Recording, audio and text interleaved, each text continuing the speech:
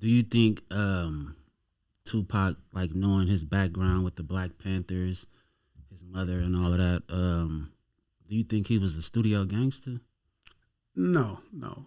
I heard that too. No, I don't think. I think Pac was a man. You know what I mean? And I think his goal would be not to break the law for the most part. I think he tried to be a man of, you know, legal precedent, um, letting the law be his guide. But, again, if you come from the type of ghettos we come from, you know what I mean, you start to realize real soon, a lot of us, that the law cannot be the ultimate For judge sure. of morality. You know what I'm saying? The For law sure. cannot be the ultimate judge of morality. It's just not gonna work out that way. So no, I think too. I mean, obviously, if you rush a motherfucker in the casino, you not playing. And he went up and I handled his mean, but business. he had the mob behind him. Yeah, I mean, I feel like for he- me, I mean, that was listen. something he should have let them do.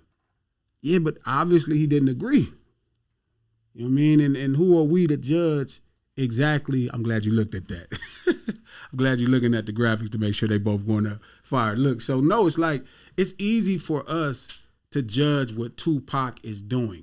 It's easy for us to judge him. It's so easy. It's like, man, but I think he knew what he was doing. He was a grown man and he was loyal to the people that, that was rocking with him. And I can't I'd be a hypocrite to say I don't understand that. So I mean, look, if somebody did that to one of my homeboys, even if he a new homeboy, feel me, we probably gonna have a problem. You know what I mean? Because that's just how I rock. And I think that's the same for Tupac. You know what I mean? He come from those ghettos where when you loyal to somebody, you loyal to them. You gonna, stand up and do whatever you gotta do to make sure those people feel protected. Okay.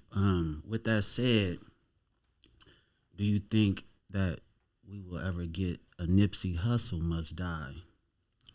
For me, no.